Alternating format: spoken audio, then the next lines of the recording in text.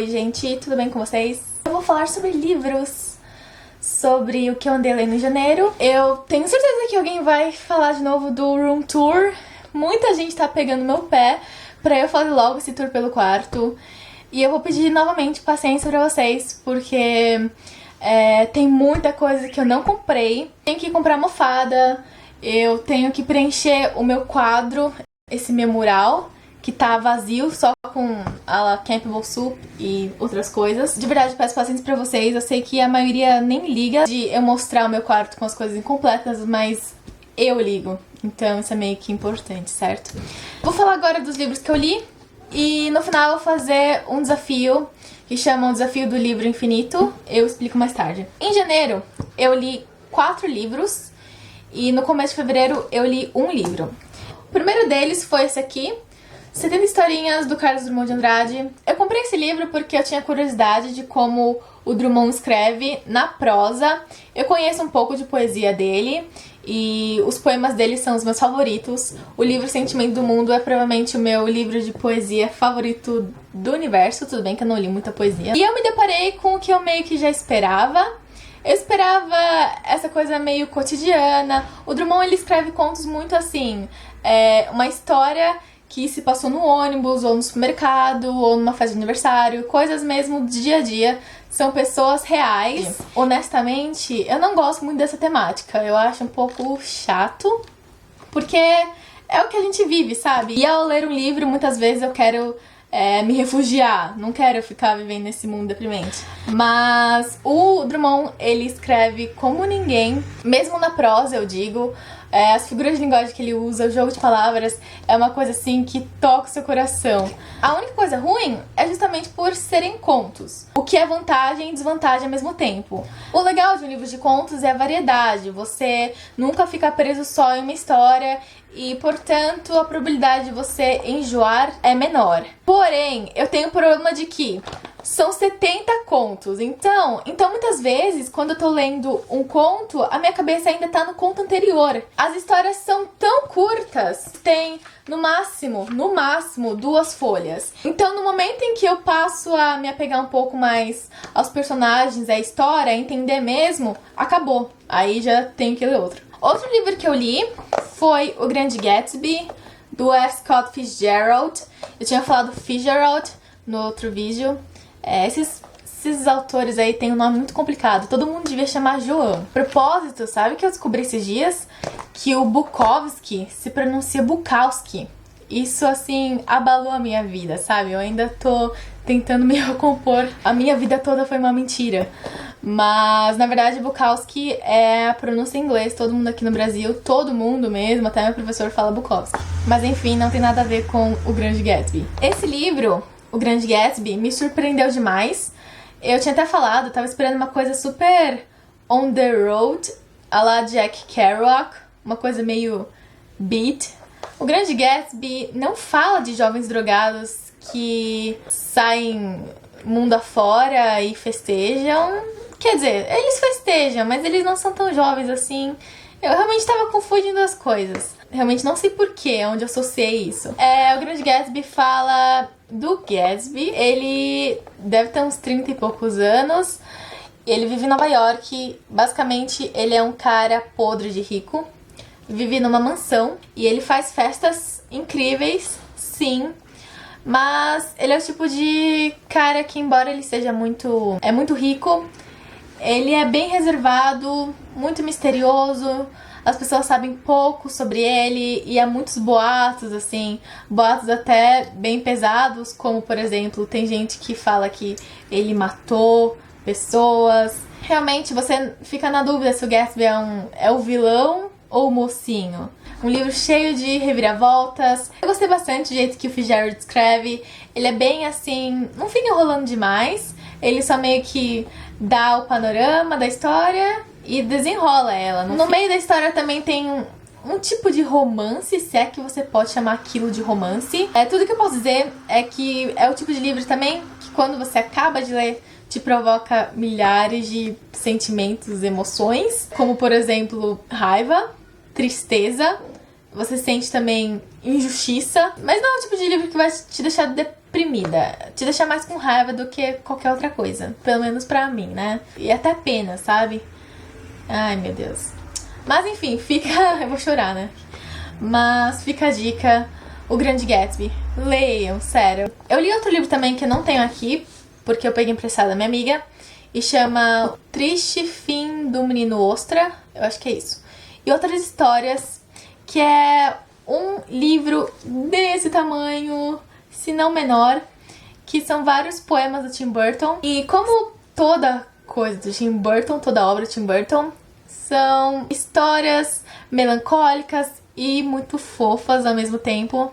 Então a gente tem a história do menino Ostra, tem também a história do menino Mancha, a menina Palito. Será que é a menina Palito? Mas sabe, é tudo mais ou menos nesse gênero. Mas é um livro assim bem descontraído pra vocês passarem um tempo, que vai durar o quê? Meia hora do seu dia? Próximo livro, Laranja Mecânica. Eu amei esse livro. Agora eu entendo porque ele é tão... Quer dizer, eu achava que ele era superestimado, mas agora eu não acho que ele é superestimado. Eu acho que ele é realmente tão bom quanto o pessoal diz. Eu li todo ele mesmo, essa aqui é a edição de 50 anos. Eu li a história, né, obviamente, mas também li os extras. Laranja Mecânica, pra quem não conhece, eu vou dar uma resumida. É a história de um grupo de adolescentes que eles são extremamente violentos. Relembrando que isso é uma distopia, então distopias elas têm como característica um governo bem autoritário e o caos, basicamente. E esse grupo, eles são muito violentos, então eles toda hora estão na rua, ou estuprando garotas, ou batendo em velhinhos, ou eles estão no bar se drogando. Inclusive, esse leite aqui, ele é o moloco, né, o famoso moloco, que é basicamente um monte de substâncias alucinógenas, um monte de droga. A gente tem como personagem principal o Alex, que ele é um personagem muito cômico e ele é um anti-herói. Eu estou apaixonada pelo Alex, ele é incrível. O personagem principal do livro e o líder do grupo, em uma dessas vezes que ele tenta roubar alguma coisa, ele é pego pela polícia. Ele vai parar no presídio e tal, cumpre um pouco da pena e chega uma hora que o governo, ele faz um teste no Alex pra tirar os comportamentos violentos do Alex, pra começar a aplicar em todos os presidiários e tal.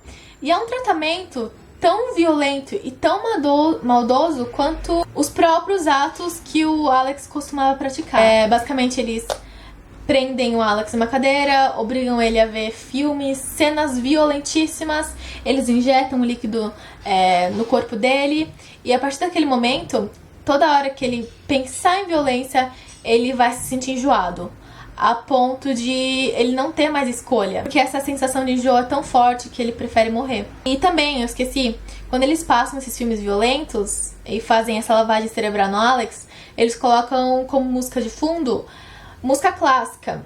E o Alex, ele sempre amou música clássica. E também, a partir daquele momento, toda hora que ele escutasse música clássica, ele não ia sentir prazer como ele costumava. Ele ia também se sentir enjoado, e o que deu muita dó, porque já pensou se fizessem isso comigo com The Killers ou Arctic Monkeys? E aqui no Extra, o autor, ele fala muito... Ele filosofa muito sobre o que é o bem, o que é o mal, o que é o certo e o errado. É um livro muito bem pensado, é isso que eu quero dizer. Também fora a consideração que o autor teve em fazer um vocabulário específico para o livro, é o vocabulário Natzat. Ao decorrer do livro você vai se deparar com palavras bem estranhas, e o objetivo sim é causar o estranhamento. E é um vocabulário que ele mistura o russo com gírias adolescentes inglesas. Então sim, no começo tive um pouco de dificuldade, eu tinha que checar o glossário a todo instante, mas com o tempo você vai meio que se acostumando. E depois eu descobri que isso na verdade é uma crítica, né? Tá escrito aqui no livro, ó. Esse linguajar, o Natzat, não é mero enfeite. Ele foi criado para transformar a Laranja Mecânica, entre outras coisas, em uma cartilha sobre lavagem cerebral. Ao ler o livro ou assistir o filme, você se verá no final de posse de um mínimo vocabulário russo, sem nenhum esforço para sua surpresa. Então realmente foi muito genial da parte dele. Por último, eu vou falar de Por Isso a Gente Acabou. Esse livro conta a história da Min, que ela é uma garota que ela namorou um cara chamado Ed. E o Ed, ele era co-capitão do time de basquete. E a Min, ela gosta muito de cinema, ela é uma artista, ou sei lá. Ou seja, eu quero dizer que eles são bem diferentes. Então eles tiveram uma relação não muito duradoura. A Min, ela, ao longo desse relacionamento, ela juntou pequenos objetos que de alguma maneira fizeram parte da história desse casal. A Min, ela, no final desse relacionamento, ela resolve colocar todos esses objetos em uma caixa e entregar pro Ed. Tipo, toma essas coisas de volta, nós não somos mais namorados. No livro a gente tem sempre, tipo, umas imagens de algum objeto e ela vai contando a historinha do que aquilo significou pra eles. A Min, ela gosta muito de cinema, ela quer ser diretora. Tem muitas referências a filmes nesse livro e eu não entendi 90% dessas referências porque são filmes, assim, muito importantes na arte do cinema. É sempre mais legal quando você lê alguma coisa que você tem conhecimento, né? Mas eu acho que chegou um ponto também da minha vida que eu não consigo mais ler essas histórias, tipo, romance adolescente. Já foi meu tempo que eu gostei mais desse tipo de livro. Hoje eu fico meio de saco cheio. Apesar da proposta do livro ser legal, vale ressaltar que eu comprei esse livro por causa do autor, o Daniel Handler. Ele é o autor de Desventuras de Série. E se não tivessem me falado isso, eu nunca ia imaginar que ia ser o mesmo autor. Uma escrita completamente diferente. Mas eu tenho que dizer que eu prefiro Desventuras em Série. Então, vamos agora para o desafio do livro infinito. Foi um vídeo... Eu não sei se foi criado, eu acho que não foi criado, mas quem trouxe esse vídeo para os vlogs literários brasileiros foi o Bruno Miranda, do canal Minha Estante. Se você não conhece o Bruno Miranda, cara, você tá perdendo muita coisa, ele é muito hilário. Assista um vídeo dele e você não vai se arrepender, eu garanto. E o desafio é você falar o maior número de livros que você puder em 1 minuto. Provavelmente vai ser um fracasso, né? Eu coloquei algumas regras pra mim mesma, que é basicamente não falar, assim, vários livros de uma série. Se eu falar Harry Potter, é um livro, não vou ficar falando 7, entende? E também não posso falar nenhum livro dos que eu citei agora, porque ia ser muito roubo. Mas então eu vou agitar aqui o alarme pra dar 1 minuto exatamente. E valendo. Ai, meu Deus.